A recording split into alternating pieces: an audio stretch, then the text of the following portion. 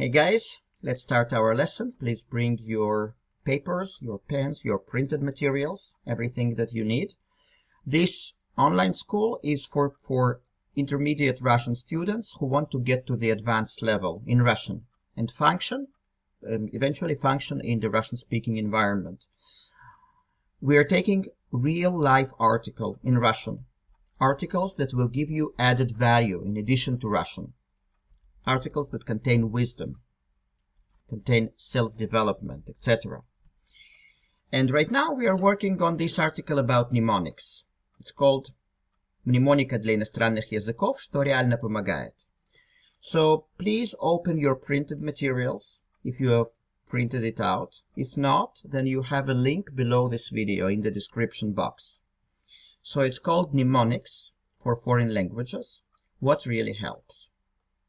And I'm going to show you where we stopped the last time. So you have to find this particular place, starting with основные мнемотехники. So the основные means main, the main, or the most basic. You might also translate that.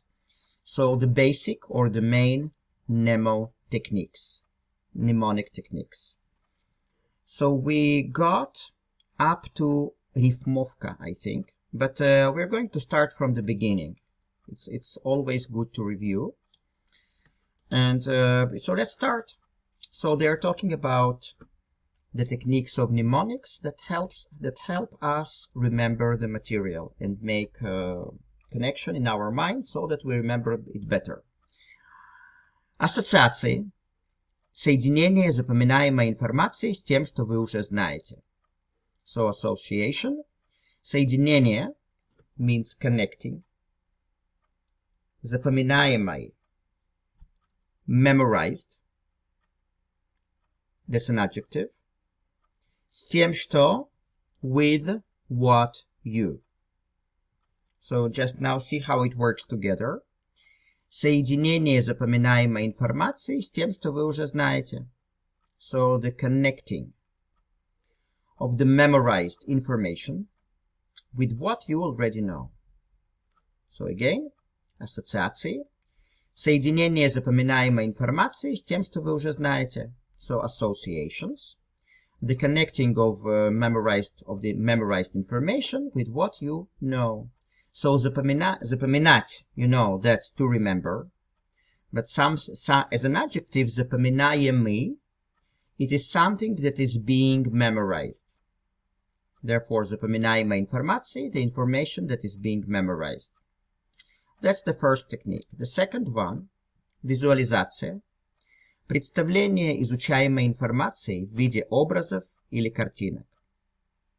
Представление, we translate that as presentation or presenting. Изучаемой, so you can see here the same pattern. Запоминаемой, изучаемой. Can you see the pattern? So изучать means to study.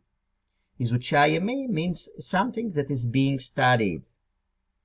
Therefore, представление изучаемой информации would be the presentation of the studied information. В виде образов или картинок. So в виде means in the form of. Образов. Образ means image. Картинок means picture, like small picture. So, визуализация. Представление изучаемой информации в виде образов или картинок. So, visualization. That's presenting of the information that is being studied in the form of images or pictures. You see, and that's real Russian, and you get it. Well done. That's just the beginning. The next one is созвучие.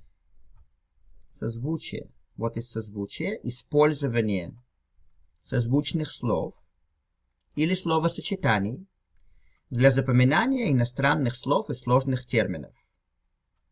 So созвучие, we said that so means together, and звучие comes from звук, which is sound. So when they talk about созвучие as a noun, it's a phenomenon when two words sound similar. So that's созвучие. Использование созвучных слов. So использование means using or the use of. Созвучных слов comes from созвучные слова, from the same root, means words that sound similar. So the use of the words of similar sounding words. Или словосочетаний. Словосочетания means expressions. So similar sounding words or expressions. Для запоминания иностранных слов. For remembering. Запоминание means remembering. Of foreign words. И сложных терминов. And we said that сложный means complicated. And терминов means term. So и сложных терминов and difficult. Сложный in complicated terms, or сложный might also mean difficult in certain contexts, and difficult terms. So now let's see how it all works together again. Созвучие.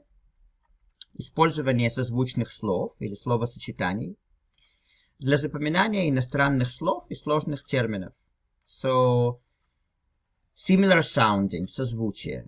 The use of similar sounding words or expressions for remembering foreign words and difficult terms. And the last one from our last time, that was рифмовка. Means rhyming, yeah, рифмовка, rhyming. Придумывание рифмованных пар или небольших стихотворений, содержащих нужный материал. So, придумывание means making up or inventing.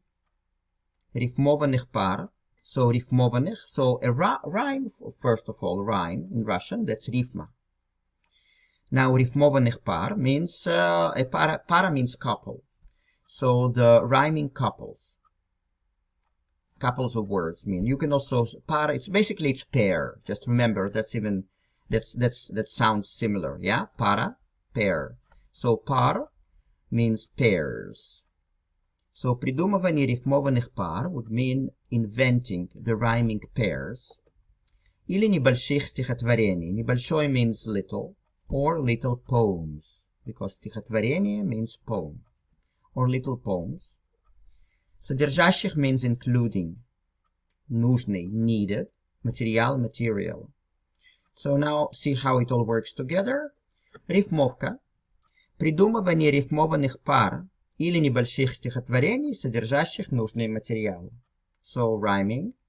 That's making up of rhyming pairs or little poems containing or including, containing in this case, needed material. Or нужный might also mean necessary material. Okay, so that's where we stopped the last time. And now we had another mnemonic technique, but it's a longer one. And description-wise, that's a longer one. So let's read the whole description. And then we will go sentence by sentence and analyze that, and you will get it 100%, or close to that. Метод Миллера, он же метод разделения на части, он же правило 7 плюс минус 2. Основано на том, что кратковременная память человека способна удерживать примерно 7 плюс-минус 2 элемента информации. Поэтому для лучшего запоминания следует группировать информацию в смысловые блоки по 5-9 элементов. Okay. So method Миллера, the method of Miller. Miller is a name. Он же метод разделения на части. So он же means the same as. Please underline in your written materials. Он же, the same as. Or even он же you might also translate also known as. That would be even more precise. Also known as. So он же метод разделения на части. Разделение means dividing. Части means parts. So also known as the method of dividing into parts. Он же правило 7 плюс-минус 2. So правило means rule. So also known as the rule of 7 plus minus 2. основывается на том, что кратковременная память человека способна удерживать примерно 7 плюс-минус 2 элемента информации. Основывается на том, что основывается на means is based on. But in this case, I would recommend that you underline основывается на том, что as a whole expression, and it means is based on the fact that. Is based on the fact that. Because in English that would say, it's like literally it says is based on that what. But in English we wouldn't say that. Is based on the fact that кратковременная память человека, кратковременная means short term. So please underline right above that short term. Therefore, кратковременная память would be a short term memory. Память means memory человека of a person. Yeah? So кратковременная память человека would mean a short term memory of a person. Способна means is able to. Удерживать, hold. Примерно, about. 7 plus minus 2 elementa, the elements of information. So now see how all this first part of this sentence works, and you will probably surprise yourself by comprehending it really well. Метод Миллера, он же метод разделения на части, он же правило 7 плюс-минус 2, основывается на том, что кратковременная память человека способна удерживать примерно 7 плюс-минус 2 элемента информации. So the Miller method, also known as the method of dividing into parts, also known as the rule of 7 plus minus 2, is based on the fact that the short-term memory of a person is able to hold about 7 plus minus 2 elements of information. And we continue. Поэтому для лучшего запоминания следует группировать информацию в смысловые блоки по 5-9 элементов. So, поэтому means and because of that, or therefore. Для лучшего запоминания. So, you remember, запоминание means remembering, yeah? So, для лучшего запоминания would be for better remembering. Because лучшего comes from лучший, which is better. So, для лучшего запоминания, for better remembering, следует, please underline the word следует, and write, it is necessary. So, следует means it is necessary.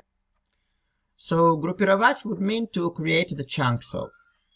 Therefore, I'm sorry, by the way, my little one is crying in the background, but I need to continue recording. So, just bear with that, please. Don't lose your focus. So, группировать информацию would mean to make the information into chunks. Смысловые блоки. Смысловой. Смысловые comes from смысловой, which is meaning related. Because смысл means meaning. Therefore, группировать информацию в смысловые блоки would be to create the chunks of information, or to group the information into the meaning-related blocks, or blocking. You might also translate that as chunks, блоки, по 5-9 элементов. По, in this case, means of. In English, that would equal of 5 to 9 elements. Now look how it works together. I mean the second part. Поэтому для лучшего запоминания следует группировать информацию в смысловые блоки по 5-9 элементов. Therefore, for better remembering, it is necessary to make groups, or to group the information. Group as a verb, yeah? To group the information into the meaning-related chunks of 5 to 9 elements. Okay, and then we have, now look how it all works together. You will probably surprise yourself with your understanding. Метод Миллера, он же метод разделения на части, он же правило 7 плюс-минус 2, основывается на том, что кратковременная память человека способна удерживать примерно 7 плюс-минус 2 элемента информации. Поэтому для лучшего запоминания следует группировать информацию в смысловые блоки по 5-9 элементов. The Miller method, also known as the method of dividing into parts, also known as the rule of 7 plus minus 2, is based on the fact that the short-term memory of a person is able to hold about 7 plus minus 2 elements of information. Therefore, for better remembering, it is necessary to group the information into meaning-related blocks or chunks of 5 to 9 elements. You see? It suddenly all works together, and that's real Russian for you. And then we have the next one. I'm going to read the whole definition. Метод Цицерона, он же дворец памяти, он же римская комната. Создание ментального маршрута по знакомым местам, например, по дому, и размещение информации, которую нужно запомнить в определенных точках на этом маршруте. So the Cicerone method, он же дворец памяти. So first of all, let's take this whole definition and go over the vocabulary. Дворец means a palace, памяти, memory. So that's memory palace. Он же римская комната, the Roman room. Yeah? Римский means the Roman, комната room. Создание ментального маршрута. Создание means creation. Маршрут means route. So the creation of a mental route or route. Yeah? По знакомым местам. Route, по means of, here, like in the previous. It might also mean along. Знакомым местам, along the, знакомый means known, in this case. So, знакомым местам of known places, or along the known places. Например, по дому. Например means for example. По дому, like of the house, or along your house, in the house. И размещение информации. Размещение comes from the verb размещать, which means to place. To place something as a verb. So, размещение means placing. Please underline and write above that. That's placing of the information.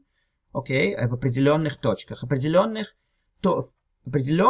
comes from определенный, which is certain. And точка means spot. So, в определенных точках means in certain spots. На этом маршруте. So, on this route. Yeah? Точка, by the way, it might mean spot, but you also put точка in the end of the sentence. So, that would be full stop or a period. So, метод Цицерона, он же дворец памяти, он же римская комната. So, the Cicerone method, also known as the memory palace, also known as the Roman room. Создание ментального маршрута по знакомым местам.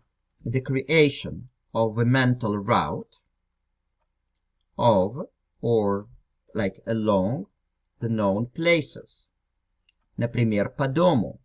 For example, along the house. И размещение информации, которую нужно запомнить, and placing the information which it is needed to remember. Нужно means it is needed, that it is needed or it is necessary to remember. В определенных точках на этом маршруте. So, placing it in certain spots on that route. On that route. Yeah? So, so now all together again. Метод Цицерона, он же дворец памяти, он же римская комната.